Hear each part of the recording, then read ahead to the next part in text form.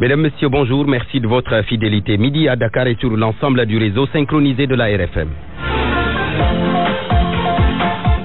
À la une de l'actualité de ce journal, le ministère de la Santé dépêche une mission en Autriche et en Belgique. C'est pour inspecter les 2 machines de radiothérapie que le Sénégal a commandées. Elles arrivent à la fin de ce mois de juin. La médecine traditionnelle en question. Hier, le Conseil des ministres a adopté le projet de loi relatif à l'exercice de la médecine traditionnelle. Occasion pour RFM de s'intéresser à ces soins traditionnels prodigués aux patients. C'est un secteur qui marche, mais des fois il y a problème. 360 Sénégalais seront rapatriés de la Libye. Une information du ministère des Affaires étrangères. Une première vague arrive cet après-midi. Tigo, les travailleurs brouillent les réseaux. Ils ont entamé une grève ce matin. Grève qui va se poursuivre jusqu'au 6 juin prochain. Ils réclament leur prime avant la finalisation de la vente de la société de téléphonie Tigo qui a été achetée par Wari. Reportage Ramadan Salisso, notre correspondant dans la banlieue. Il s'intéresse aux mosquées qui sont désormais transformées en dortoirs. Nous le verrons dans ce midi. L'actualité internationale, Anna Rocha, bonjour. Bonjour Barthélémy Ngom. Les titres. L'heure est à la réconciliation en Côte d'Ivoire. Le gouvernement a trouvé un accord avec les rebelles démobilisés. Leur dernier mouvement d'humeur d'il y a 10 jours avait fait 4 morts. En Mauritanie, diète forcée pour 10 condamnés à mort. Certains ont été évacués à l'hôpital dans un état critique. L'Observatoire mauritanien des droits de l'homme tire la sonnette d'alarme. Le Monde à l'écoute de Donald Trump. Le président américain rend public sa décision de rester ou de quitter l'accord de Paris sur le climat. Déclaration attendue en début de soirée. Le sport avec Cheikh Tidiane Diagne. Cheikh, bonjour. Qu'est-ce qui domine l'actualité? Du football exclusivement dans cette page des sports avec l'élimination ce matin du Sénégal lors du mondial sud-coréen. Les juniors sénégalais ont été battus par le Mexique sur le score d'1-0.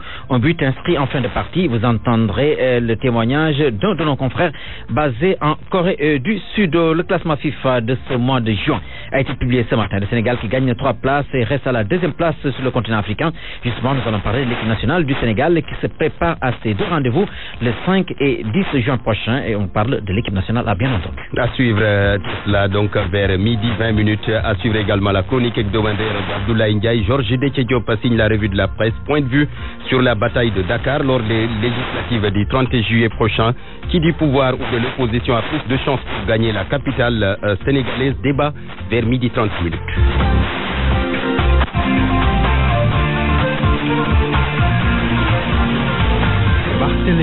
Salut Diassé est à la technique, mesdames, messieurs, bonjour et bienvenue. L'on reparle d'abord de la panne de la machine de radiothérapie de l'hôpital de Dantec. Une mission du ministère de la Santé va inspecter les 2 appareils commandés. Elle se rendra en Autriche et en Belgique du 5 au 10 de ce mois de juin. Le chef de cette mission, le directeur de l'hôpital d'Al Diam, annonce que ces machines vont arriver ici à Dakar à la fin de ce mois de juin. Moussa Daf, interrogé par Elhadji Ndiogou Diène. Cette mission composée du chef du service de radiothérapie de l'hôpital, de la physicienne, et d'un membre de la direction des infrastructures, des équipements et de la maintenance du ministère quittera Dakar, Inch'Allah, le 5 juin pour revenir le 10. Nous nous rendrons à Vienne, en Autriche, et ensuite à Anvers, en Belgique, pour voir un peu l'état des équipements s'il est au point avant que l'embarquement ne se passe vers Dakar. Ces appareils commandés que vous allez inspecter sont au nombre de combien? 2 appareils, des accélérateurs linéaires et d'autres équipements qui vont avec. En tout cas, tout le dispositif devant permettre à la prise en charge correcte des malades. Et quand est-ce ces 2 appareils vont arriver à Dakar? Je ne pourrais pas vous donner une date exacte, mais d'ici fin juin, Inch'Allah, nous avons bon espoir que s'il n'y a pas de problème de logistique au niveau du port d'embarquement, en principe, d'ici fin juin, les équipements seront là, Inch'Allah. Maintenant, restera juste après les formalités administratives au niveau de la douane, au niveau du port de Dakar, pour qu'en début juillet, que les équipements soient sur place. Nous tenons à rassurer toute la population que Madame le ministre de la Santé et de l'Action sociale a donné les instructions nécessaires pour que les équipements non seulement arrivent dans les meilleurs délais. C'était Moussa Samdaf, interrogé par Elhadji Ndiogou Diène. Pour rappel, l'appareil de radiothérapie de l'hôpital de Dantec est en panne depuis plusieurs mois. Une situation qui avait d'ailleurs poussé les autorités à évacuer des malades du cancer vers le Maroc pour le traitement. La médecine traditionnelle en question, le Conseil des ministres a adopté hier le projet de loi relatif à l'exercice de la médecine traditionnelle, occasion pour la radio Futur Média de s'intéresser justement à ces soins traditionnels prodigués aux patients. C'est un secteur qui marche, mais des fois il y a problème. L'exemple au marché Tilène avec Adama Anouchkaba. Cela fait exactement 26 ans que Alphadia est dans la vente de racines, poudre et feuilles. Et lui, en la matière, il s'y connaît. L'hôpital ne peut pas tout régler, mais avant de venir acheter mes produits, il faut d'abord connaître votre maladie. Je ne les vends pas comme ça, au hasard. La panoplie de produits de tout genre rend l'accès à l'intérieur de la boutique un peu difficile. Autour de lui, des étagères, racines, poudre ou plantes, tout s'y retrouve. Ce métier, il ne le fait pas par hasard. Il y a un secret dans ce métier, on me l'a appris. Parfois, on parle de surdosage. Si ça arrive, c'est parce que le vendeur n'intéresse pas ce qu'il fait. Justement, le surdosage, bien des Sénégalais rechignent à faire recours à la médecine traditionnelle. Peut-être à cause des mauvais de notre vendeur. Le retour vient de celui qui coûte. Si quelque chose, on dit qu'il y a des surdoses ou dans les feuilles ou dans la poudre. Vêtu tout en blanc, Mamadou, un homme d'un âge très avancé, est venu acheter des poudres. Il est en industrie. Maladie que la médecine moderne, c'est combien de mois en Espagne hospitalisé, ça n'a abouti à rien. Mais avec le médicament traditionnel, je suis guéri. À l'image de ce monsieur, beaucoup de Sénégalais croient quand même à la médecine traditionnelle. Ces vendeurs demandent qu'on leur accorde plus de confiance parce que selon eux, médecine moderne et médecine traditionnelle sont complémentaires. 360 Sénégalais seront rapatriés de la Libye entre aujourd'hui 1er juin et le 6 du même mois. Ils seront convoyés par vol spécial. Selon le communiqué qui nous a été envoyé, le rapatriement s'effectue en collaboration avec l'Organisation internationale pour les migrations. Midi 7, vous suivez le journal sur la RFM. Tigo oblige ses travailleurs à s'exprimer. Ils ont tenu une assemblée générale ce matin à l'issue de laquelle ils ont annoncé une grève de 6 jours. C'est pour réclamer leur prime de reconnaissance avant la finalisation du processus de vente de la société de téléphonie. Ils se disent ouverts au dialogue, mais les responsables de la société ne veulent pas répondre. Soda Cham, vous avez assisté à l'assemblée générale ce matin, dites-nous. Ils se sont donné rendez-vous devant le siège pour décréter un mot d'ordre de grève à compter de ce jour jusqu'au mardi prochain. Ces employés de l'opérateur de téléphonie Tigo réclament ce qu'ils appellent une prime de reconnaissance. Alioune Badara Seck, secrétaire général du syndicat national des travailleurs de Santel. Il y a un sentiment d'injustice qui est palpable à l'intérieur de Tigo, que nous vivons au jour le jour. Nous avons essayé, avec la vente de l'opération qui avait été annoncée en février, d'enclencher des discussions avec la direction générale de Santel, aujourd'hui qui est une filiale de Millicom, afin qu'au moins, avant que la vente ne soit finalisée, la vente à la date actuelle n'a pas encore été validée par l'État du Sénégal. Que nos avantages nous soient restitués, au moins une prime de reconnaissance puisse être donnée aux employés. Pour le secrétaire général, c'est un bonus amplement mérité. Aujourd'hui, Tigo est ce qu'elle est parce que des employés ont trimé, ont sué pour faire aujourd'hui ce que Tigo est. C'est une vente qui a été faite à hauteur de 80 milliards, tenez-vous bien. La proposition qui a été faite, par contre, par l'entreprise est de restituer cet avantage-là à hauteur de 1%. À ce rythme, nous serons payés dans 20 ans. Dans 20 ans, je n'ose pas espérer travailler à Tigo. Sur ce, Alioune Badara et ses collègues interpellent l'État à commencer par leur tutelle. Directement à Millicom, qui est la compagnie aujourd'hui qui opère au Sénégal et qui est détentrice de la licence de Santel. Mais nous demandons également aux autorités du Sénégal, jusqu'au président de la République, parce que nous n'avons pas eu une oreille attentive venant d'eux. Cependant, le secrétaire général rassure, le mouvement d'humeur n'aura pas de répercussions négatives sur le réseau. Et pour le moment, la direction générale ne souhaite pas se prononcer, nous a fait savoir le vigile à la porte d'entrée. Sodecham, en plus bref, le procès des 4 faussaires de l'état civil et de la mairie de Diourbel, il a été renvoyé au 8 juin prochain. Ces 4 personnes en prison sont accusées d'avoir falsifié des pièces d'état civil. Une correspondance de Babacar Diouf à suivre ultérieurement. Vous l'avez peut-être entendu sur notre antenne, le cri du cœur des enfants atteints d'infirmité motrice cérébrale. Ils dénonçaient le fait qu'ils soient laissés à eux-mêmes. La réaction de la directrice de l'Agence nationale de la petite enfance et de la case des tout-petits, Thérèse Faye Diouf, leur a offert un lot de matériel. Cérémonie à Thiès devant les autorités et les parents. Cheikh Anta Diop. Des reportages sur ces enfants atteints d'infirmité motrice cérébrale ont occasionné une attention toute particulière de plusieurs autorités du pays.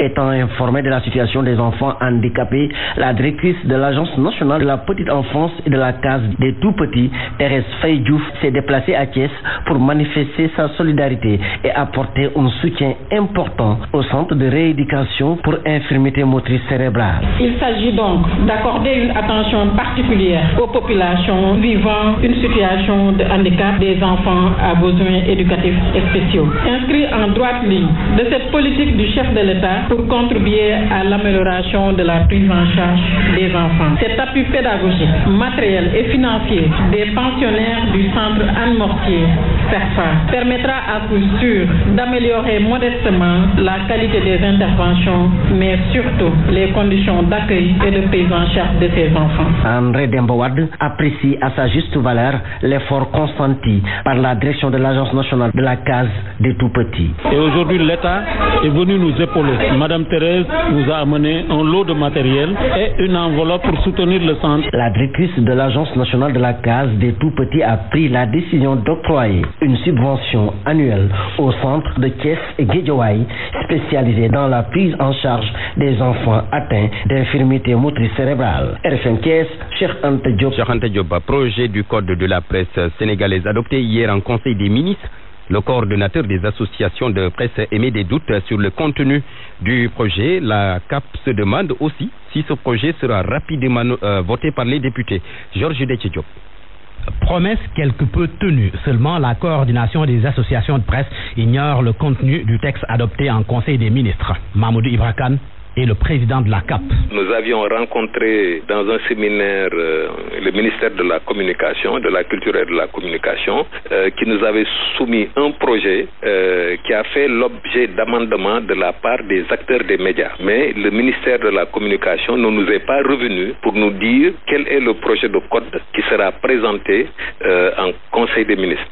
Donc là, pour le moment, nous attendons de prendre connaissance de ce texte-là pour pouvoir nous prononcer si c'est conforme aux intérêts des acteurs des médias. Adoption en Conseil des ministres, une bonne chose. Cela ne veut pour autant pas dire que tout est acquis. Un scénario qui fait réfléchir. Adoption en Conseil des ministres, blocage à l'Assemblée nationale. Mahmoudou Ibra Kane, interpellé sur la question, répond. Nous attendons des faits, des actes concrets pour que ce projet de code de la presse puisse être adopté par l'Assemblée nationale avant la fin du mois de juin. Nous ne pouvons pas influer sur le calendrier du gouvernement, à savoir quand est-ce qu'il va effectivement déposer, parce qu'une chose est l'adoption en Conseil des ministres, une autre chose maintenant est le dépôt au niveau de l'Assemblée nationale. En tout cas, il est sûr que la coordination des associations de presse, dont le patronat de la presse, a fait pression sur le gouvernement pour faire adopter le projet et nous attendons des actes pour qu'enfin ce code-là puisse être adopté par l'Assemblée nationale. Tous donc à l'écoute de l'Assemblée nationale, mais surtout du gouvernement, lequel doit déposer le texte à l'Assemblée nationale pour adoption. Georges Detche-Diop, l'année scolaire tire à sa fin au lycée John Fitzgerald Kennedy et Blaise Diagne. Les candidats au baccalauréat ont la tête aux examens. Les épreuves anticipées de philosophie sont prévues le 7 juin prochain. L'heure est aux révisions. Reportage à Djimadjigen Samb. La liberté dans l'État n'était plus. Dans cette classe de terminale L du lycée John Fitzgerald Kennedy, l'heure est à la révision du programme de philosophie. Monsieur Badji en est le professeur. Nous sommes en période de révision. Nous avons achevé effectivement avec la dernière partie, le dernier domaine, l'esthétique. Nous sommes en train de procéder à une révision puisque les anticipés de philosophie sont déjà programmés pour le 7. Leur programme achevé, ces élèves se concentrent à présent sur la révision des cours au grand bonheur de Diko Traoré.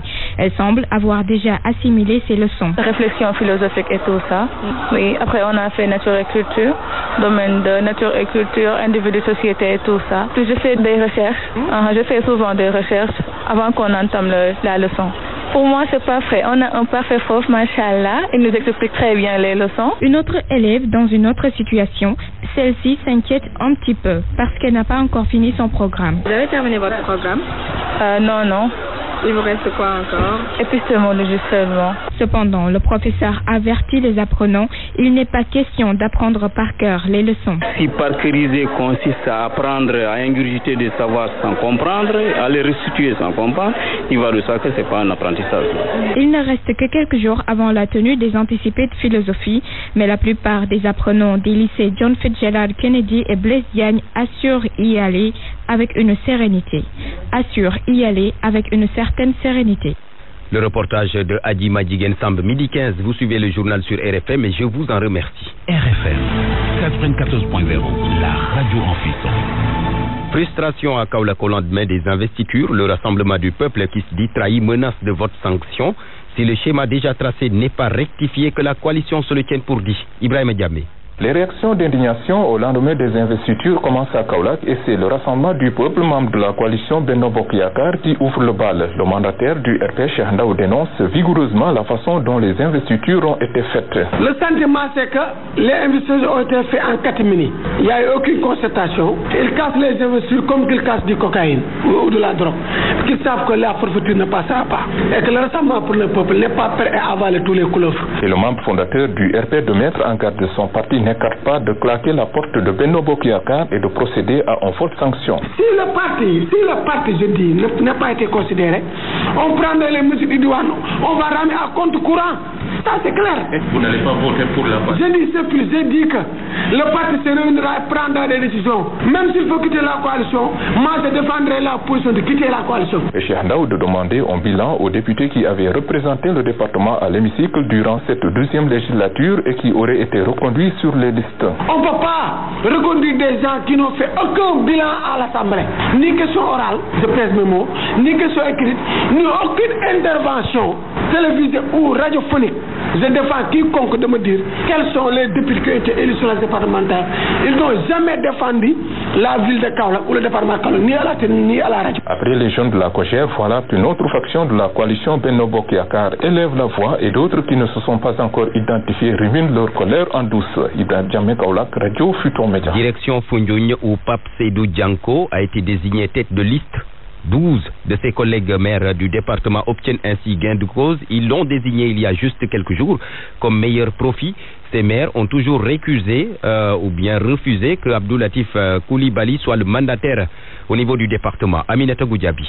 Le président de la République donne donc raison aux 12 des 17 maires du département de Foundiougne. Ils se sont constitués en collectif depuis quelque temps pour contrecarrer Abdoulatif Coulibaly. Il y a seulement quelques jours, ce groupe avait désigné Pape Seydou Dianko, maire de Toubacouta, comme meilleur profil du département pour les législatives. Il a été choisi comme tête de liste, une information qu'il a lui-même confirmée. Ces dernières semaines, les réunions se sont multipliées dans le département de Foundiougne. Ce collectif de maires s'est toujours battu pour que Abdoulatif Coulibaly ne soit pas mandataire du département. Ils ont donc obtenu gain de cause. Pape Seydou Dianko a été choisi avec Adama Silla, une femme originaire de Passy qui a siégé dans la précédente législature. Dans le département de Fatick, une source révèle que Pape Biram Touré, député sortant, est désigné comme tête de liste. Le nom de la deuxième personne choisie reste toujours inconnu. À Gossas également, on ne sait toujours pas qui est la tête de liste. Juste des suppositions sont avancées. Aminatou Goudiaby, Fatick, RFM. Législative de juillet prochain, Gonendo y a prédit des surprises à l'Assemblée nationale. Elle annonce une recomposition politique. Selon l'ancienne ministre, des individualités vont sortir du lot parce que les Sénégalais, dit-elle, commencent à se lasser des partis et coalitions. Gonendoy est dans une liste indépendante avec le député Diopsi. Ses propos au micro de Georges Déthié-Diop. Notre objectif principal, c'est de trouver des emplois pour les jeunes. C'est de pouvoir les sédentariser chez eux-mêmes. C'est de faire décoller les économies sénégalaises, mais surtout africaines, que les richesses du Sénégal restent aux Sénégalais et que nous puissions vivre tranquillement chez nous. Après avoir frappé à plusieurs portes, nous nous sommes rendus compte de la discourtoisie presque de certaines directions ou sociétés ou organismes qui devaient nous accompagner. Nous nous sommes dit, allons vers les lois. Imposons le consommer sénégalais chez nous. Imposons la richesse du Sénégal aux Sénégalais par des lois et aussi faisons de sorte que l'Union européenne qui aujourd'hui se barricade et des politiques qui expulsent et qui réduisent nos jeunes gens, il faut que nous puissions avoir une voie unique pour faire face et aussi leur exiger exiger de ne plus prendre tous leurs produits qu'ils nous fourguent et de nous contenter de nos produits à nous-mêmes et faire vivre notre population. Nous sommes à la croisée des chemins. Les coalitions de partis, les groupes, les pôles commencent un peu à submerger les Sénégalais. Donc eux-mêmes, eux Sénégalais à qui nous nous adressons, aujourd'hui ils regardent les profits pour chaque individu. Ils vont se dire je vais voter pour tel député. Ils ne vont plus voter pour des groupes qui vont amener à l'Assemblée nationale des majorités mécaniques. C'était donc Ngoné Ndoye. Je rappelle qu'elle était l'invitée de RFM Matin, midi 20 minutes. RFM Reportage Ramadan, 6 jours de jeûne et déjà les mosquées sont transformées en dortoirs. Tenaillés par la faim, la soif et ou même la chaleur, les jeûneurs ont tendance à aller se réfugier dans les mosquées. Salif Sow. Dans cette mosquée, une dizaine de jeûneurs. Les plus résistants sont assis, dos contre le mur. Certains parmi eux tiennent des exemples du Saint-Coran entre leurs mains, d'autres se couchent. La douceur de la moquette rouge bordeaux aux rayures noires les aspire au-dessus des têtes. Les ventilateurs allumés. Ici, il fait bon dormir. Plissé sur lui-même, ce jeune mécanicien fuit le chaud soleil. Il est là toute la semaine, explique-t-il. De 14h à 17h, c'est désormais heure de pause. Sa basse voix témoigne de sa fatigue. Il a faim, il a soif, il manque de force. Ses gestes sont devenus lents, ses yeux rougis, ses lèvres sèches. Racine a perdu le sourire malgré tout. Il tente de masquer sa fatigue. Contrairement à notre premier interlocuteur, le deuxième lui est plus actif. Mbaye Diakhaté observe le jeune. Il fréquente régulièrement les mosquées. Ici, dans la mosquée, de 14h à 17h, les gens viennent partout pour assister à la récital de Coran. Les gens viennent tout le temps de prier ici, de faire son promenade dans la mosquée. Ils dorment parfois. Le taux de fréquentation des mosquées connaît un pic normal, selon l'imam de la mosquée blanche, habillé lui en noir et blanc, Saïd Li. Jàkk jullit fara wala dund. Jàkk dafa am beneen rôle bu muy joué bu bokkut ak rek julli kase. Jàkk dafa am rôle yu bëree bëri. Jàkk dañ ciy jàngale, dañ ciy waar nit ñi. Jàkk mun na héberger nit ku amul fu mu dëkk. Mais il n'est pas question de transformer la mosquée en centre d'accueil, ironise le religieux. Tey koo héberger mu yóbbu moquette yeeg rajo yi. Salif Sow, Pikine, Radio Futur Média. L'actualité internationale. À Narocha, en Côte d'Ivoire, où un accord a été trouvé entre le gouvernement et des démobilisés de l'armée. Une délégation d'anciens rebelles non intégrés à l'armée a été reçue par le ministère de l'Intérieur une semaine après leur manifestation. Les deux camps se disent satisfaits de cet échange. Plus de détails avec Ramawad. Selon le porte-parole des démobilisés, il y a eu un dialogue très franc entre les deux parties. Le gouvernement nous a assuré que des moyens seront mis à notre disposition, mais nous ne connaissons pas encore les détails. C'est ce qu'a affirmé Djomane Magbe à l'issue de la rencontre. Nous en serons avisés plus tard, a-t-il ajouté. Les démobilisés ont demandé pardon afin d'apaiser les cœurs de chacun et demandent à Alassane Ouattara de ne pas les oublier. Ils ont trouvé un terrain d'entente avec le ministre de l'Intérieur Ahmed Bakayoko, mais d'après ce dernier, les primes ne seront pas payées pour le moment. Les ex-combattants démobilisés ont promis de renoncer à toute manifestation et revendication dans la violence.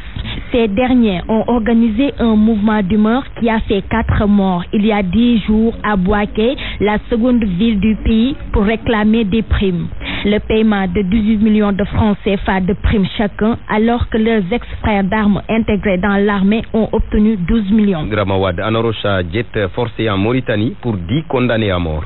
Une réaction aux déclarations du porte-parole du gouvernement mauritanien. Selon lui, un condamné à mort n'a aucun droit à revendiquer.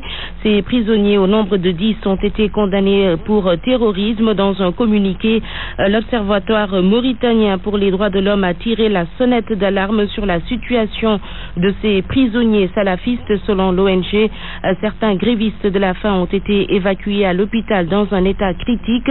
La santé se dégrade également pour les autres. L'Observatoire accuse le gouvernement mauritanien d'ignorer les droits de ces condamnés à mort. Le gouvernement affame les prisonniers salafistes, les empêche de recevoir des médicaments et durcit les formalités de visite dont ils doivent bénéficier.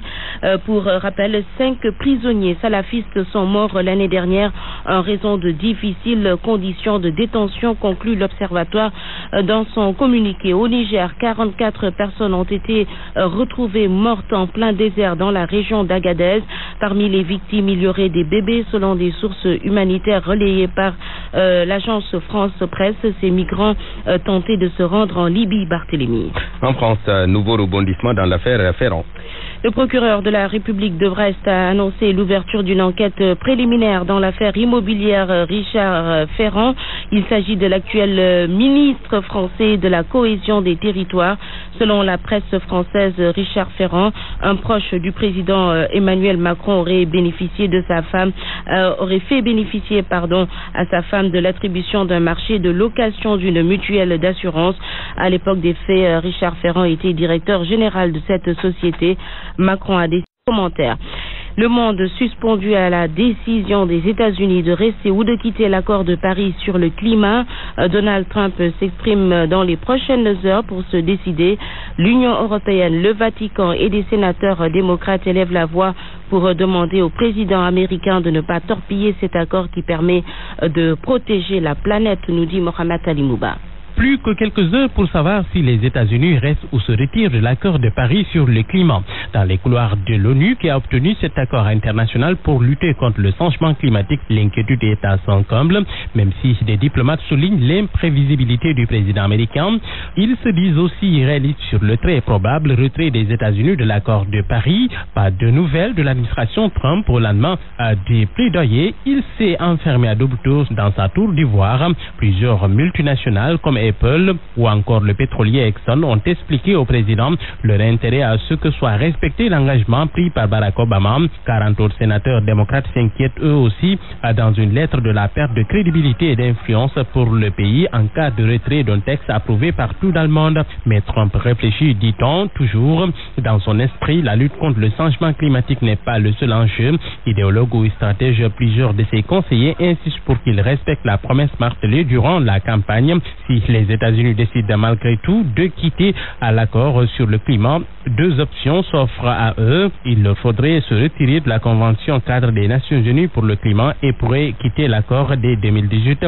La Trump pourrait invoquer l'article 28 de l'accord de Paris qui permet aux signataires d'en sortir, mais en raison de la procédure prévue, cette sortie ne deviendrait effective qu'en 2020. Les États-Unis seraient alors le seul pays aux côtés du Nicaragua et de la Syrie à ne pas y adhérer. Ils sont le deuxième pollueur mondial et le pays le plus puissant du monde.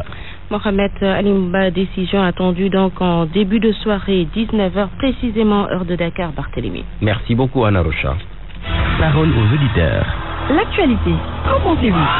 Moi, je pense que vous devez. Réagissez dans nos éditions d'information sur l'actualité. Bonjour. Oui, bienvenue sur cette antenne d'RFM. Du lundi au vendredi, vous avez la parole sur RFM. Point de vue sur la bataille de Dakar lors des législatives du 30 juillet prochain. Qui du pouvoir ou de l'opposition a plus de chances pour gagner la capitale? Débat après la revue de la presse.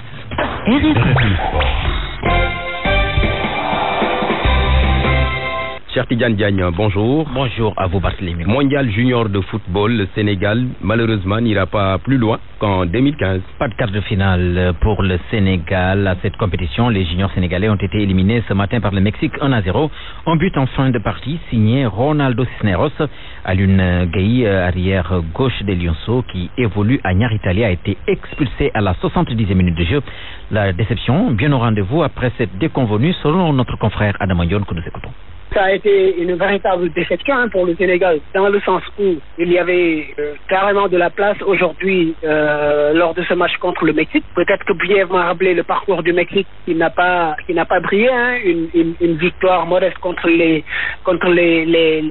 une modeste victoire contre Vanuatu, 3-2, un match nul contre l'Allemagne, 0 but partout, l'Allemagne qui n'a pas été non plus une foudre de guerre dans ce tournoi, et aussi une défaite contre le Venezuela. Le Sénégal, malheureusement, aujourd'hui, il y a eu des absences, notamment celle de Krépin Diatta et de Ousseynou Cavani Diagne, suspendues. Le Sénégal a eu à apporter quelques changements, mais par rapport à cette rencontre, je pense que malgré ces absences de taille, notamment le meneur de jeu Krépin Diatta et Cavani stabilisateur du milieu de terrain, je pense qu'il y avait de la place. Il y avait de la place parce que le Sénégal a quand même eu à avoir quelques occasions. Le Sénégal a eu 6 corners contre 3 côté mexicain en première période. On a eu des tirs cadrés, on a eu quand même des attaques assez construites, mais malheureusement ça a pêché surtout devant depuis le premier match avec Aliou Badji quand même, que ceux qui ont connu n'ont pas véritablement reconnu à travers ce tournoi. Il a été l'ombre de lui-même, malheureusement pour le Sénégal. Ibrahima Niane aussi, depuis le premier match, quand même n'est pas revenu à son meilleur niveau. Adam Agnon, tous nos remerciements à ce confrère de la RTS qui réside depuis quelque temps en Corée du Sud. Vous l'avez entendu pendant cette compétition qui a vu ce matin donc l'élimination du Sénégal par le Mexique 1-0 à l'étape des 8e de finale. Seule la Zambie, championne d'Afrique, reste encore dans la compétition pour défendre les couleurs du continent. Et puis pour parler des autres résultats, notez qu'en ce moment les rencontres de 8e de finale se poursuivent et que les États-Unis sont en train de laminer la Nouvelle-Zélande. Pour l'instant 3-0, le match est en cours, tout comme la rencontre opposant la France à l'Italie. Pour l'instant, c'est l'Italie qui est devant, score de la partie 2-1 par Céline. Classement FIFA publié ce matin, le Sénégal gagne quelques points, cher Tidiane. Oui, le Sénégal qui gagne précisément 3 places au classement, qui a été publié ce matin et devient la 27e nation mondiale, deuxième en Afrique derrière l'Égypte. Le Cameroun, champion d'Afrique, occupe la 3e place. Le Brésil reste toujours leader. Nous parlons d'Ismaël Assar qui est sur les tablettes de Newcastle, qui vient d'accéder en Première Ligue. Les Magpies auraient fait, selon France Foot, une offre de près de 8 milliards de francs CFA pour s'octroyer les services du jeune ailier du FC Metz pour sa première saison en Ligue 1 en 31 matchs. Le jeune Sarr, âgé de 19 ans, a inscrit 5 buts et pourrait y retrouver un autre Sénégalais. Il s'agit de Momo Yamé qui a décidé de mettre en stand-by sa participation en équipe nationale du Sénégal, l'équipe nationale Sénégal justement, qui est en regroupement depuis quelques jours au Sénégal, à Salé précisément, pour préparer les 2 rencontres devant l'opposé. D'abord à l'équipe de l'Ouganda, ce sera le 5 juin prochain, lundi prochain donc à 20h, en match amical international. Ce sera au stade Léopold Sédar Senghor à partir de 20h samedi prochain. Le Sénégal qui joue cette fois-ci la Guinée équatoriale, mais il s'agit d'une rencontre officielle en éliminatoire de la Coupe d'Afrique prévue au Cameroun en 2019. Cette rencontre aussi est prévue samedi prochain à partir de 20h, bien entendu, au stade Léopold Sédar Senghor. C'est fini. Merci beaucoup, cher Tidiane. RFM, la chronique du jour. La chronique d'Abdoulaye Ndiaye. Il s'agit en effet d'élections à enjeu certes, mais surtout d'élections à forte crispation. Une de ces particularités dominantes qui pousse à se demander qu'est-ce qui peut bien faire courir autant de prétendants, pourquoi ce semblant détripage entre eux autour de positionnement sur les listes de partis et coalitions, qu'est-ce qui enfin justifie cette sorte de farandole politique qui des semaines durant aura envahi notre espace public sur fond de construction et de déconstruction d'alliances. Et c'est surtout un pays lassé par de manœuvres et recherches d'arrangements politiciens, loin de ses urgences et de ses impératifs, qui aura été pris en otage. Pour autant, nous ne devons pas être oubliés d'histoire de nos législatives. Elles ont souvent été des moments de convulsion. Certaines ont même failli nous précipiter dans un chaos, même si l'on aime rappeler avec fierté une expérience électorale sénégalaise plus que centenaire remontant à l'année 1848 quand il s'est agi d'élire un représentant à l'Assemblée française. Mais histoire pour histoire, les séquences couvrant nos premières législatives de 1963 en tant qu'État indépendant à nos jours n'ont jamais rompu avec les rhétoriques incendiaires teintées de passion et de violence qui eurent à projeter notre modèle démocratique dans un cycle de secousses politico-sociales. Reste qu'au vu des combines qui viennent de se nouer entre acteurs, c'est le sentiment partagé par beaucoup de nos compatriotes, ces élections paraissent de plus en plus être une affaire de supposés oligarques et de cadors nombreux dans les formations politiques sur deux et trop enclins à imposer leur volonté. C'est d'ailleurs là toute l'explication d'une désaffection, voire un dépit manifesté à l'égard du milieu politique. Nous la mesurons, cette désaffection, à l'aune des faibles taux de participation citoyenne qui caractérisent ce type d'élection. Nous pouvons affirmer que, passé l'effet d'entraînement de la dynamique des présidentielles de 2000, qui permet une participation de plus de 67% au vote des députations, les législatives se sont souvent succédé pour se ressembler, avec une participation qui n'a jamais atteint, sinon rarement, 40% du corps électoral au cours de ces dernières années. Alors que dans le même temps, on n'a pas arrêté d'introduire des modifications contribuant à augmenter le nombre de sièges à la place Soweto. L'argument ratio applicable à notre évolution démographique n'a pas suffi à créer un engouement autour de cette consultation. Il faut espérer que juillet 2017 en constitue une exception, car le vote doit être mobilisateur pour une élection majeure. Il est, pour paraphraser le professeur Philippe Brault, un rituel démocratique permettant de renforcer la cohésion du groupe en même temps qu'il rappelle et renouvelle périodiquement le consensus sur lequel il est bâti. Belle réflexion qui nous place naturellement dans l'idéal, alors que le réel semble nous décrire un environnement marqué par un esprit de guerre civile politique sans choc des idées, par projets et programmes interposés et où le doute peut subsister sur le profil du futur élu, sur sa conformité de compétences à assumer la mission confiée par les citoyens électeurs. Alors, mettons en sourdine sarcasme, invective et toute autre forme de violence, pacifions l'espace politique le temps d'une élection qui doit demeurer une simple respiration démocratique. RFM, la presse du jour. Ce programme vous est proposé par Emirates. Presse du jour, Georges Déthié-Diop. Mimi, encore un cas. L'ancienne Premier ministre, la grande absente des listes pour les législatives du 30 juillet prochain. La question mobilise au moins 3 plumes. Le quotidien Vox Populi et la Tribune informent que Aminata Touré ne figure pas sur la liste de Benno Bokk Yakaar. Selon Vox Populi, elle voulait être tête de liste nationale. Tête de liste ou rien, précise le journal Le Quotidien. Seulement, le chef de l'État a choisi Mahammed Boun Abdallah Dionne pour diriger la liste nationale de Benno Bokk Yakaar. Vox Populi en conclut Mimi zappé. Notre confrère nous apprend que le camp de l'ancienne Premier ministre annonce qu'elle va briser le silence le moment venu. Ses partisans parlent déjà d'une seconde trahison. La Tribune s'intéresse au sujet et le met en exergue, mais c'est pour titrer Mimi Boudmaki. Pas que ces journaux qui ont ce matin comme sujet favori la politique, les investitures pour les législatives précisément. L'Observateur souligne que 49 partis, coalitions et indépendants sont sur la ligne de départ. Et sur le choix du Premier ministre pour diriger la liste nationale, l'Obs croit savoir que le gouvernement joue gros. Pour le journal, le choix porté sur son chef est plus un piège tendu par l'équipe du Premier ministre contrainte de gagner au risque de périr. Mais en attendant, au palais, c'est toujours le verrouillage des listes qui vont faire du bruit. Mais Macky Sall aurait déjà concocté un plan pour contenir la colère des frustrés. Et notez déjà qu'à Dakar, c'est le ministre Amadou Ba qui dirige la liste et à Fatick, c'est Pape Biram Touré qui est tête de liste.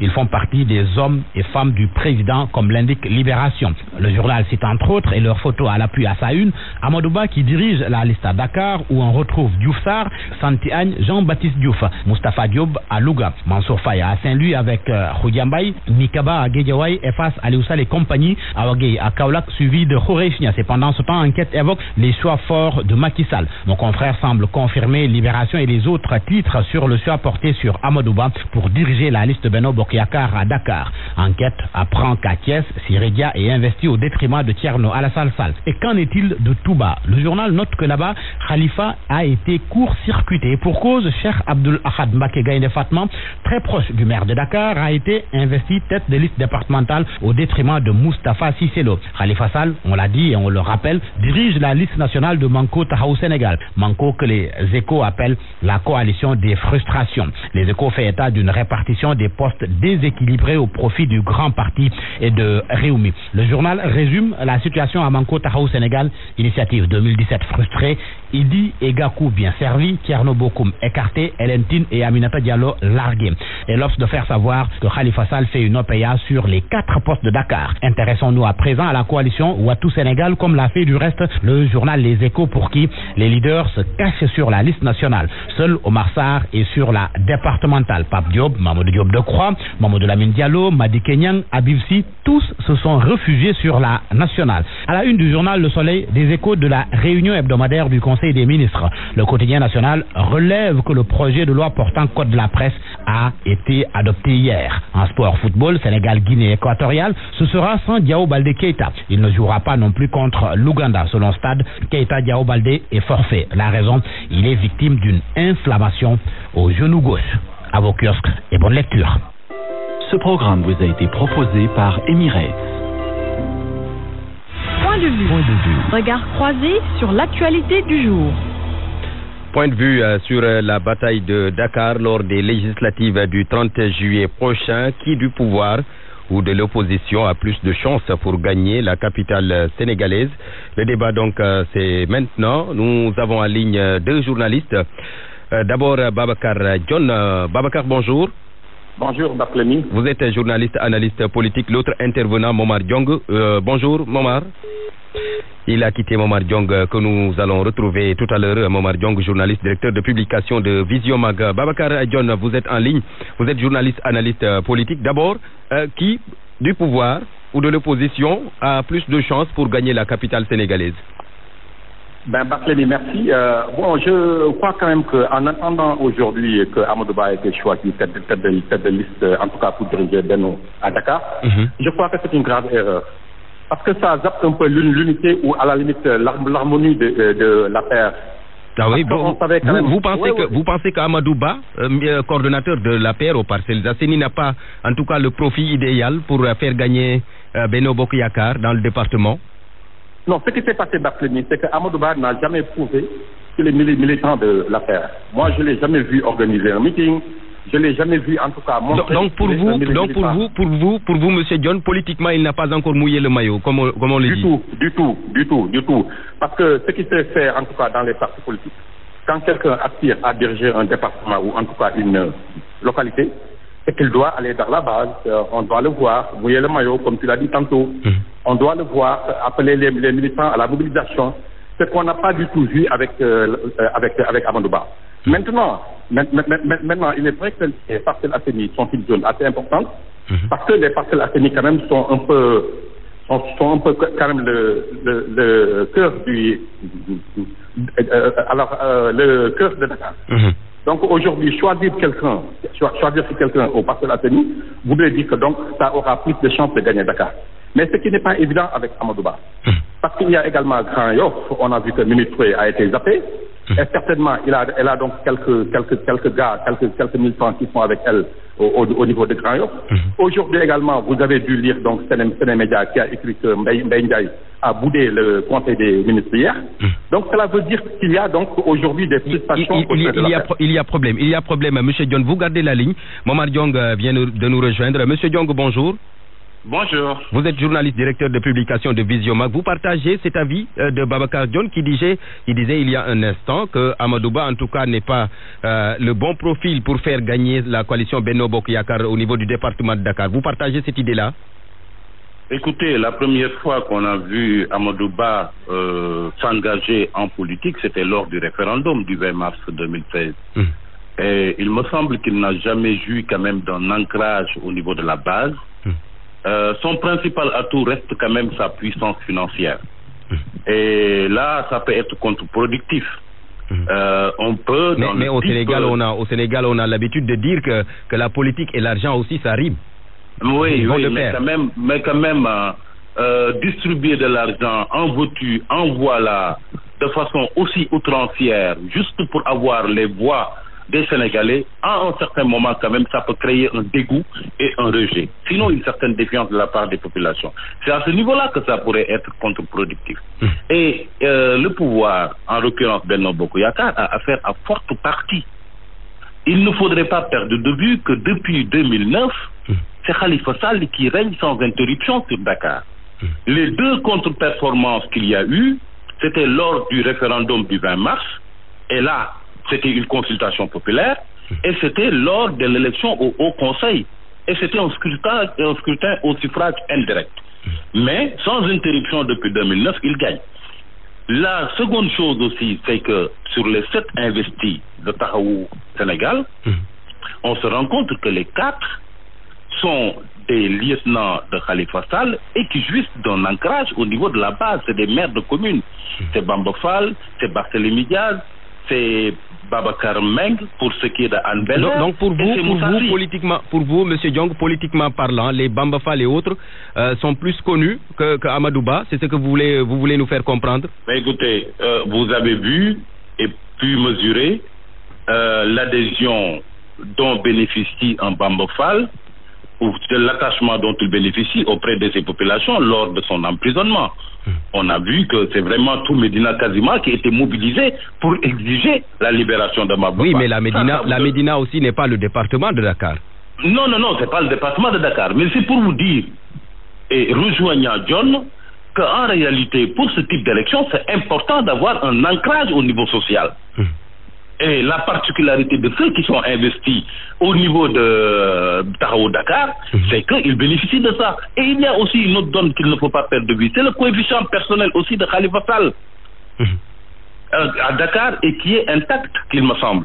Et puis, je crois que son emprisonnement pourrait également créer un élan de sympathie qui pourrait également se traduire en dividende électoral. D'accord. Je ne dis pas que Tahaou Sénégal va battre forcément le camp du pouvoir, mais écoutez, il faut reconnaître que si l'on considère les résultats depuis 2009, si l'on considère le cas Khalifa Sall, si l'on considère le coefficient personnel dont il bénéficie à Dakar, et l'ancrage d'un certain nombre de personnes qui ont été investies sur Tahaou Sénégal, il faut reconnaître qu'il part avec la faveur des pronostics. D'accord. Monsieur Diong, vous gardez la ligne. On retourne voir Babacar John. Vous êtes toujours en ligne, Monsieur John? Oui, je suis voilà. Khalifa Sall, Bamba Fall, Amadou Ba, qui pour vous a le meilleur profit, politiquement parlant?